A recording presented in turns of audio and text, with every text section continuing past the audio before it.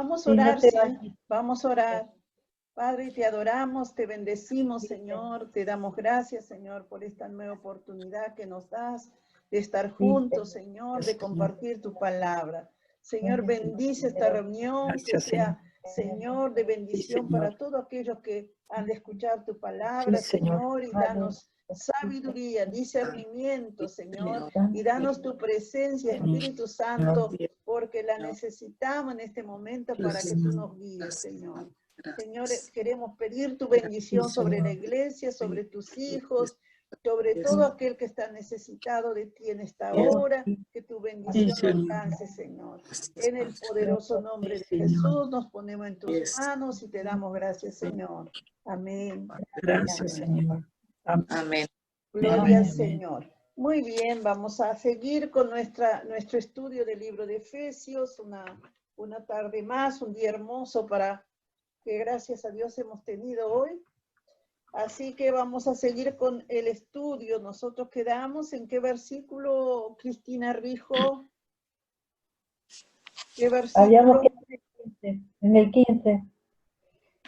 En el versículo 15, ¿verdad?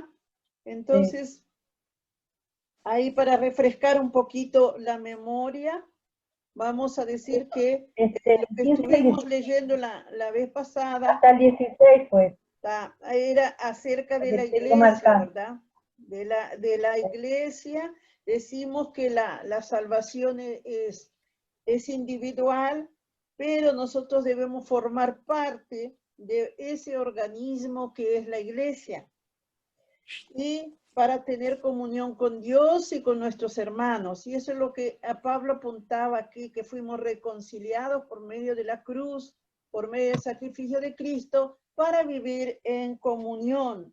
Comunión con Cristo, comunión con la iglesia. No podemos ignorar esto. La iglesia es muy importante para el pueblo de Dios. La Biblia nos enseña que es el cuerpo de Cristo, por medio del cual nuestro Señor Jesucristo opera en este mundo. Es un enorme privilegio formar parte de una organización que es la iglesia. La iglesia no es algo de poca importancia para los hijos de Dios. Entonces, estar en Cristo es equivalente a estar en la iglesia. Amar a Cristo es amar la iglesia. Preocuparse por ella, involucrarse en ella.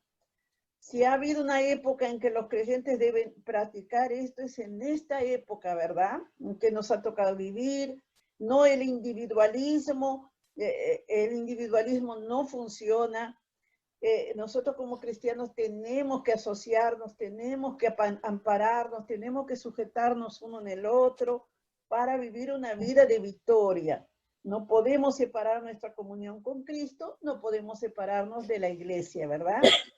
Así que hasta ahí nosotros estuvimos hablando la clase pasada, la reunión pasada, y hoy vamos a ver lo que nos dice allí Cristina. Va a seguir con esta parte de Efesios capítulo 2, donde vamos a ver qué es lo que dice la palabra de Dios allí. Vamos a meditar un poquito, ¿sí? Cris, tú puedes empezar. Y allí vamos a que vos vayas parando un poquito para dar la oportunidad de compartir nosotros. Está. Bueno, arranco entonces. Y vino y anunció las buenas nuevas de paz a vosotros que estabais lejos y a los que estaban cerca, mientras ellos respondieron al mismo evangelio, la misma paz que se anunció a aquellos que estaban lejos, o sea, los gentiles, y los que estaban cerca eran los judíos. Por medio de él, los unos y los otros tenemos entrada por un mismo espíritu al Padre. Ellos disfrutan la misma entrada a Dios, acceso que viene por un mismo espíritu al Padre. No solamente los judíos y gentiles son salvos por el mismo evangelio. Ellos también tienen el mismo caminar esencial con Dios y la entrada hacia Él. Un grupo no tiene una entrada más exclusiva que el otro. O sea que ni los judíos ni los gentiles tienen el mismo la misma entrada exclusiva que el otro, ¿no? Claro, estamos hablando del pueblo judío y estamos hablando de los gentiles que somos nosotros, todos aquellos que no somos judíos, ¿verdad? Exactamente. Entonces, Exactamente. cuando Jesús llama al apóstol Pablo, llamó con ese propósito de que hablar a los gentiles, ¿verdad? Cristo Claro. vino para los judíos, pero cuando los judíos no aceptaron, él levanta el apóstol Pablo para los gentiles, para todo aquellos que no pertenecen al pueblo judío, para que tuvieran la oportunidad de escuchar la palabra y ser salvos. Seguimos. Exacto. ¿Sigo? Sí. Bueno, cuando el conflicto surge entre grupos cristianos de diferentes trasfondos, podemos estar seguros que ellos olvidan que fueron salvos por el mismo evangelio y de que tienen el mismo acceso a Dios. Uno o ambos grupos usualmente sienten que ellos tienen un acceso superior con Dios. Este texto es una prueba llana de Santa Trinidad. Judíos y gentiles deben ser presentados hacia Dios el Padre. El Espíritu de Dios obra en sus corazones y los prepara para esta presentación. Jesucristo mismo los introduce. ¿Está? Eso era y ahora viene del 2 al 19 al 22. ¿Sigo? Sí, no sé si las hermanas quieren decir algo. Ustedes están ahí en el texto de capítulo 2, versículos 16 al 18, que fue lo que ella dijo. ¿Están entendiendo esa parte de la unidad del pueblo de Dios? Cuando nosotros vamos al área espiritual, nosotros vamos a buscar la unidad entre los creyentes, ¿verdad? Hablamos de esa iglesia unida, hablamos de eso que Pablo mencionó aquí en las escrituras de cómo tenía que ser la unidad del cuerpo de Cristo. ¿Podemos seguir? Como dice en el 18, porque por medio de él los unos y los otros tenemos entrada por un mismo espíritu al Padre. Eso es lo que todo esto que leí era sobre el versículo 18. ¿Está? Sí. ¿Sigo? Sí. ¿Alguien quiere decir algo? No sé. La hermana leyó acá, porque en el 18, porque por medio de los unos a los otros tenemos entrada por el mismo espíritu al Padre. Claro, es complicado, pero si nos ponemos a pensar, yo pienso que es por la unión que tenemos los hermanos, tenemos entrada al Padre. Claro. Una cosa que no tiene porque somos hijos. Una cosa que tenemos que entender, que uno fue el que nos llevó al Padre, que es Jesucristo, ¿verdad? Que uno es el que nos une al Padre, pero que también es el mismo que nos une al cuerpo de Cristo, que es la iglesia. Entonces, por eso está hablando, por un mismo espíritu nosotros vamos a ir al Padre, ¿verdad? Por el mismo espíritu, el Espíritu Santo nos está guiando. Yo lo tomo, claro, yo lo tomo como que como somos hermanos, claro. vamos al Padre. Sí. Yo lo tomo así. Estamos hablando de esa reconciliación, ¿verdad? Como que nosotros estábamos enemistados con Dios por el pecado, pero mediante el sacrificio de Cristo, Dios nos reconcilió. La reconciliación es como que yo estoy peleado con alguien y que me arregla, voy ahí, arreglo mi situación y vuelve a surgir la hermandad. Entonces, eso es lo que Pablo quiere expresar, ¿verdad? Quiere expresar en esta carta. Claro, eso es lo que yo estoy entendiendo. Y está hablando a la iglesia de eso. En el 18. Está hablando a una iglesia de cómo debe ser el cuerpo de Cristo. Porque lo que Dios hizo. Fíjense lo que nosotros dejamos atrás del capítulo 1, del capítulo 2, la otra parte. Dejamos atrás todos los beneficios que Pablo decía que nosotros como hijos de Dios, herederos, coherederos con Cristo, tenemos derecho a todas esas bendiciones, porque ahora él está diciendo, pero tenemos que estar reconciliados con Dios, reconciliados con nuestros hermanos, viviendo una comunión con los hermanos, con esa congregación que es esa organización que es la iglesia. Seguimos el versículo 19 entonces.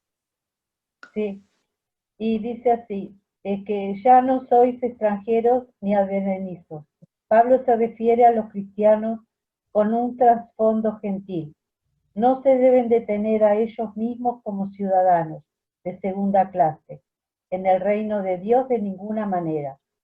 No solamente son conciudadanos, sino también miembros por entero y de igual forma que la familia de Dios. Debido a que somos un solo cuerpo y tenemos el mismo acceso a Dios, también le sigue de que estamos edificados en un fundamento común. Este fundamento son los apóstoles y profetas originales y su revelación que permanece, registrada en el Nuevo Testamento. Que nadie se cimente en ningún otro fundamento, sino la principal piedra del ángulo, Jesucristo mismo. Literalmente significa la piedra del ángulo. Se refiere a la roca que mantiene a toda la estructura unida.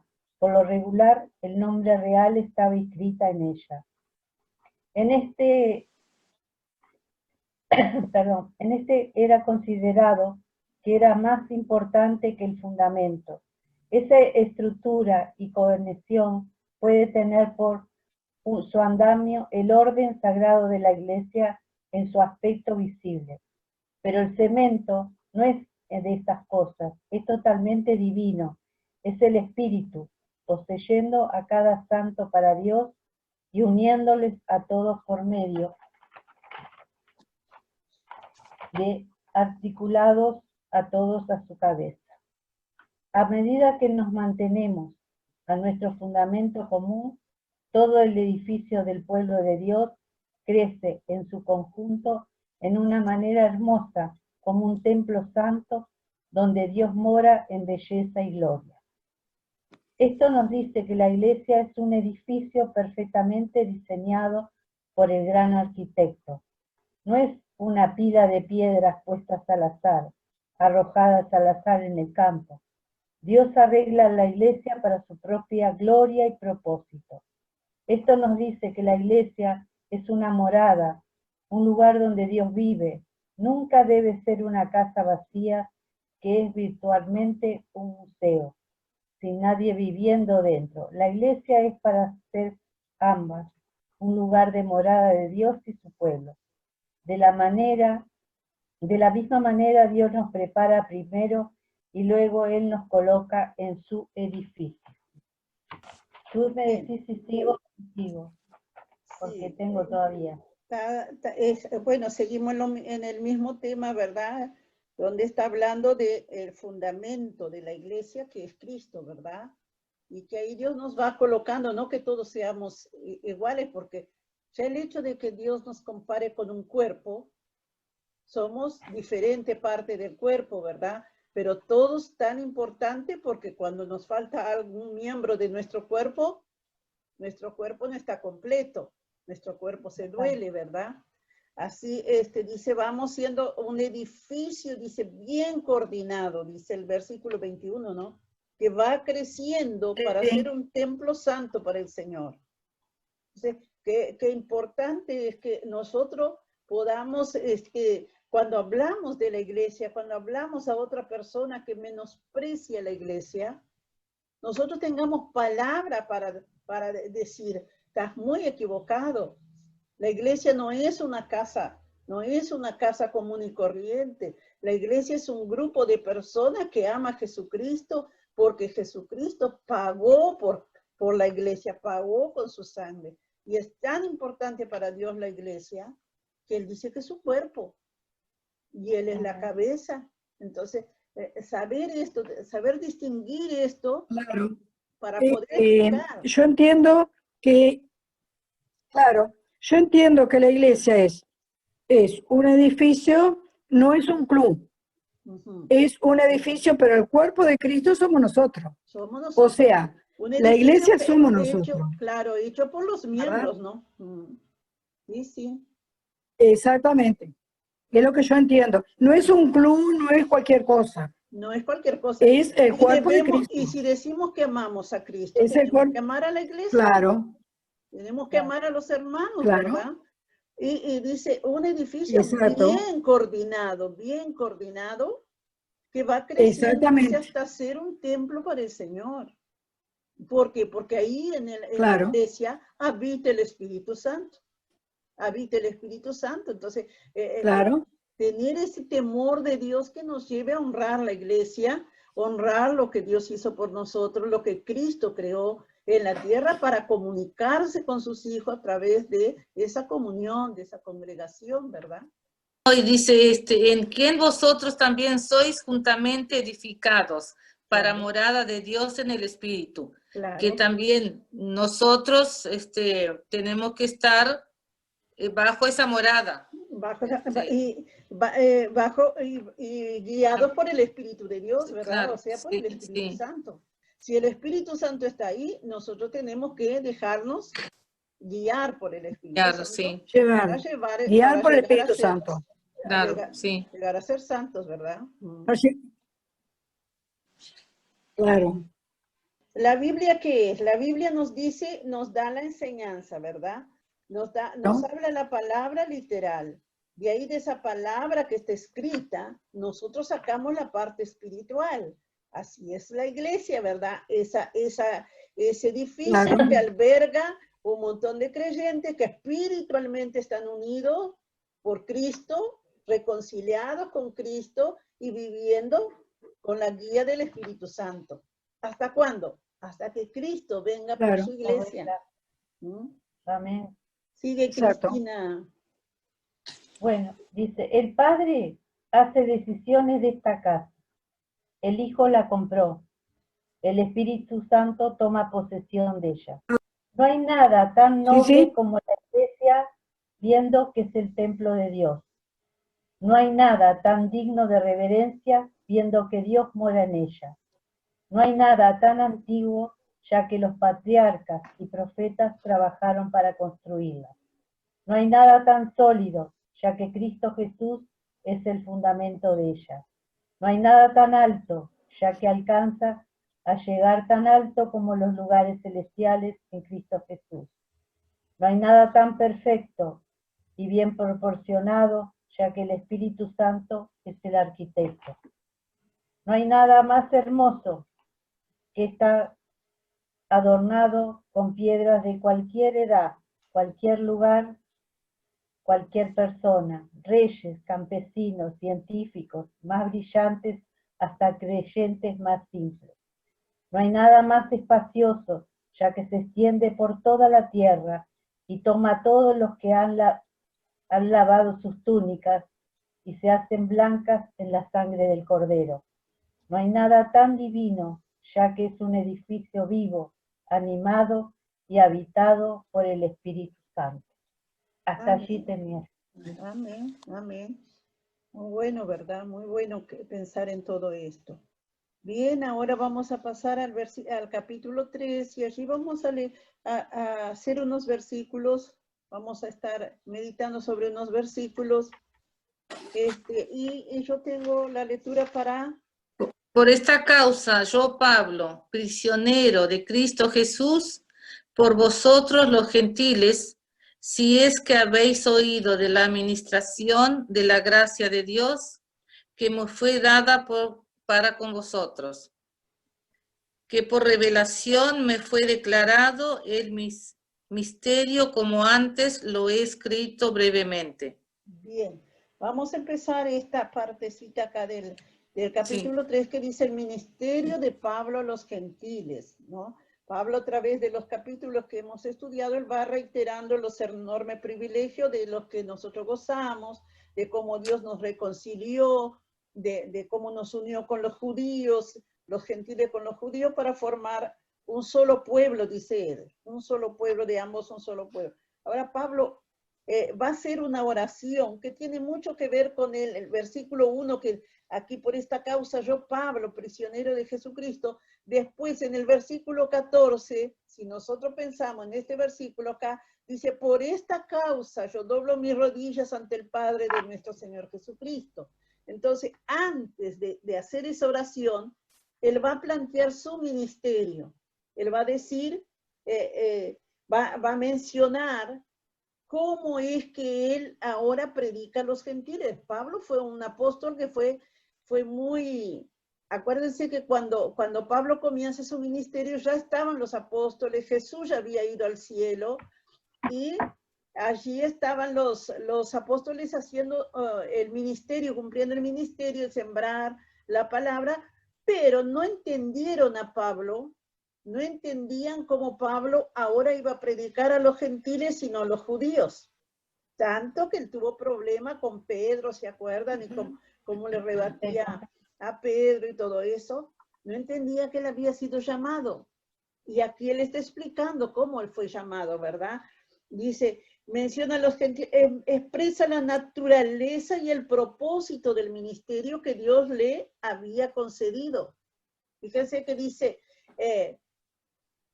si es que habéis oído de la administración de la gracia de Dios que me fue dada por vosotros, dice, para con vosotros, que por revelación me fue declarado el misterio, como antes lo he escrito brevemente. O sea que él no se puso en un lugar, no fueron los apóstoles que lo designaron, no fue el concilio, sino que la revelación de Cristo mismo. ¿Se acuerda cuando él se encuentra con el Señor? Saulo de Tarso se encuentra con el Señor, ¿verdad?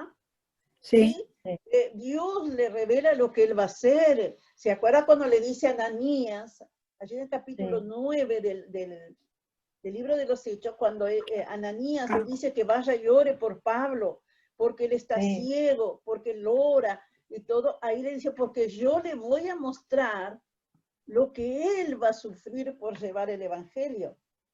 Yo le voy a mostrar que todo aquello que él estaba viviendo, ¿verdad? Todo lo que él iba a vivir, iba a ser consecuencia de lo que él hizo anteriormente, de perseguir a los creyentes, de mandar, matar, apoyar, ¿verdad? Cuando mataban a los creyentes. Bueno, Pablo está diciendo, aquí está explicando la naturaleza y el propósito del ministerio que Dios le había concedido. De llevar un evangelio en forma muy clara, él está aclarando de qué manera se tenía que llevar. Pablo da todo un testimonio acerca de lo que hace y que él es digno de ser imitado. Dice Pablo en el versículo 7, allí nosotros vamos a ver después la naturaleza de la misión de él, porque él dice, por revelación me fue declarado el misterio. ¿Cuál misterio? El misterio de la salvación, el misterio de cómo él iba a llegar a un pueblo gentil, un pueblo que no era judío. Todas las cosas que Dios le va revelando y le va dando conocimiento. Por eso más adelante él va a decir en este mismo capítulo, yo ruego a Dios que les dé espíritu de sabiduría, de revelación y de conocimiento. Porque el misterio de Dios, ¿verdad? Nadie se puede explicar cómo de repente uno hace una oración y le pide al Señor que entre en el corazón de la persona y todo cambia. A partir de ese momento que le pedimos perdón al Señor y le invitamos a entrar en nuestro corazón, todo cambia. Todo cambia. Es un misterio que nadie puede hacer, no medicamento ninguno puede hacer, ser humano no puede hacer, no tiene esa capacidad. Es un misterio, ¿verdad? El misterio de la salvación. Leyendo lo cual podéis entender cuál sea mi conocimiento, el ministerio de Cristo. Ministerio de Cristo. Ministerio que en otras generaciones... ¿Qué? El misterio. Ministerio que en otras generaciones no se dio, misterio, sí, que en otras generaciones no se dio a conocer a los hijos de los hombres, como ahora es revelado a sus santos apóstoles y profetas por el Espíritu, que los gentiles son coherederos y miembros del mismo cuerpo, y copartícipes de la promesa de Cristo Jesús por medio del Evangelio, del cual yo fui hecho ministro por el don de la gracia de Dios que me ha sido dada según la operación de su poder. Amén. ¿Ahí? Fíjense, Pablo literalmente estaba preso. Pablo estaba preso cuando escribe esta carta, ¿no? Entonces, literalmente estaba preso, pero él no se sentía preso físicamente, sino que él se sentía prisionero de Jesucristo. Él se sentía prisionero de Jesucristo porque él había entendido cuál era el misterio que por llevar la palabra de Dios, él estaba preso. Pero preso físicamente, pero prisionero de Cristo porque él se sentía que la gracia de Dios le había alcanzado de tal manera que él quería ser prisionero de Cristo. Por llevar el evangelio, él quería ser prisionero de Cristo. Y aunque no se consideraba un prisionero de Roma o de César, en aquel momento prisionero de hombre, sino de Jesucristo. Pablo entendía que la mano de su Salvador lo había llevado a esa situación con un propósito. De lo contrario, nadie habría podido ponerle en prisión si no fuera por llevar la palabra. Él era una gran autoridad, él era un hombre muy sabio, él era un hombre muy poderoso. Nadie podría haberlo llevado a no ser porque él predicó la palabra de Dios, a no ser porque se encontró con el Señor. Entonces él tenía muy claro lo que era la providencia de Dios. Y esto una lo pregunta. llevaba, sí, Él era ciudadano romano también, ¿no? él era ciudadano romano. Él Claro, tenía por muchas ventajas. Ahora, él entendía esto, que solo por la gracia de Dios, él había llegado a la condición de estar preso, entonces se sentía preso de Jesucristo. Y esto lo llevaba a soportar el hecho de ser apresado injustamente. Apresado injustamente. Yo digo, hoy día, ¿será que en una persecución seríamos capaces de tolerar esto? ¿De ir preso por el evangelio? ¿Cuántos soportarán estar preso por el evangelio? ¿Cuántos negarán al Señor? Porque fíjese que no es fácil, estaba encadenado. El mismo que predicaba la palabra. Aún así, en toda la carta nosotros no vemos una pizca de queja de Pablo. Él nos está quejando. Él está tomando esto como un propósito de Dios. Que si él estaba allí es porque Dios tenía un propósito con él. Entonces él dice, es un misterio, pero él estaba en la prisión de buena voluntad, porque él sabía que la voluntad de Dios estaba por encima de él y que la voluntad de Dios es agradable y es perfecta. Es perfecta. Dios controla todas las cosas, ¿verdad? Entonces no hay razón alguna para estar amargado o descontento. No son las circunstancias las que afectan, sino las perspectivas que tenemos de ella. No podemos hablar en este momento, pues estamos haciendo públicamente de cosas de que se siente en una prisión, ¿no? Pero sí podemos declarar que no es fácil una prisión, pero cuando se pasa por ella, si no fuera por el Señor, difícil. Si no fuera por el Claro, Señor. Era bien difícil. Claro. Era bien difícil, pero él te aceptó porque era por el Señor. Porque Dios, como él llevaba la palabra. Tenía un propósito, ¿verdad? Entendía. Claro, tenía un propósito. Claro. Entonces, si todo lo que nosotros vemos y hemos entendido que Dios tiene un propósito para nuestras vidas, nosotros caminamos con otra seguridad. Caminamos con otra seguridad cuando nosotros entendemos que Dios tiene, capaz que no entendemos lo que estamos pasando, pero sabemos que detrás de esto está la mano de Dios, el misterio de Dios, que si Él quiere, Él nos revela. Si está en el Señor revelarnos, Él revela. Ahora, si no, vamos a entender como dice la carta de Romanos, que a los que aman a Dios, todas las cosas le ayudan. Todas las cosas le es posible. Todas las cosas le ayudan a bien, ¿verdad? Así que vamos a parar aquí, que tenemos unos segunditos para orar, ¿sí? Sí. Vamos a estar orando en esta tarde. Tenemos un minuto para orar, 1 minuto y medio. Seguimos orando por los hermanos que están enfermos y vamos a encontrarnos después el próximo jueves nuevamente con este tema. No sé si a usted le está gustando, a mí me encanta. Sí, también. Sí, está muy buena. Y me Muy encanta buena. que ustedes participen y me encanta que ustedes hablen y que esto es muy bueno para nuestra edificación, ¿verdad? Así que Amén. seguimos orando por Alberto, seguimos orando por Kilian, seguimos orando por María del Carmen, la misionera, el pastor Silvestre, que está muy grave, También todo. el pastor de los Gedeones grave. de Brasil está muy grave.